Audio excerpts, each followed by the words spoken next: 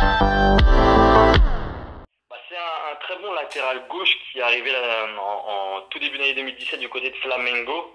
Le joueur est international péruvien. L'année dernière, il avait été très performant, notamment en Copa Libertadores ou dans son couloir gauche, sur on va dire ce rôle de contre-attaquant. C'est un joueur très intéressant qui dispose aussi d'une bonne qualité de passe et de frappe. Il a tiré quelques beaux coups francs la saison dernière. Maintenant, la difficulté le concernant, c'est depuis le début d'année 2018. Flamengo a décidé de se passer quasiment de ses services, puisque c'est René qui est titulaire à son poste. Et malheureusement pour Trauco, il a du mal à relever la tête et à vraiment retrouver cette place de titulaire du côté de Flamengo depuis le début d'année 2018. Oui, il est titulaire avec le Pérou. L'année dernière, il était titulaire lors des éliminatoires. C'est vraiment un des cadres de cette sélection péruvienne et on devrait le voir à l'œuvre sur cette compétition, notamment face à la France. C'est vraiment un joueur intéressant, mais qui, selon moi, avait vraiment surpris tout son monde quand il arrive à Flamengo, mais il a eu du mal à confirmer.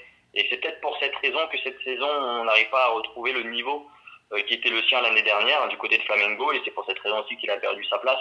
C'est que sur la régularité, il a un peu perdu pied. Et moi, ce n'est que mon avis, mais j'ai l'impression que mentalement aussi, il a un petit peu lâché. Il s'est dit que le titulaire à Flamengo, qui est René, ne garderait plus sa place.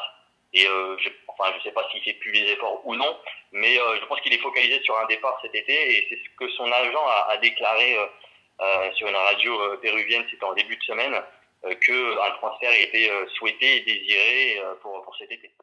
C'est un joueur qui est pas très grand, je crois qu'il a 1,75, moins d'1,80 m de mémoire, qui est très vif, qui offensivement est vraiment intéressant.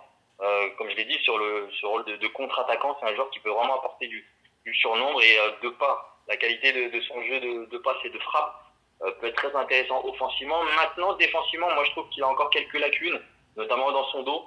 C'est un joueur qui participe énormément au jeu offensif, comme on aime bien ça du côté du Brésil, mais qui défensivement encore quelques difficultés, que ce soit dans l'impact ou même dans la lecture du jeu. Parfois, il a quelques erreurs de placement qui peuvent coûter cher au haut niveau. Donc voilà, c'est à peu près le profil que l'on peut tirer de lui. Strummer vient du journal péruvien Libero, qui a sorti l'information hier. Maintenant, moi, du côté de Bordeaux, ça me paraîtrait étonnant que Bordeaux clairement se positionne sur lui, surtout qu'il ne l'a quasiment pas joué. Alors il pouvait être dans les radars du club la saison dernière, et c'est un joueur qu'ils ont sûrement dû suivre. Maintenant, le recruter cet été, ce serait... Alors tout dépendra du mondial, hein. S'il fait un très bon mondial, forcément, sa cote remontera. Mais voilà, ça peut être un choix risqué néanmoins sur la forme du joueur sur cette saison.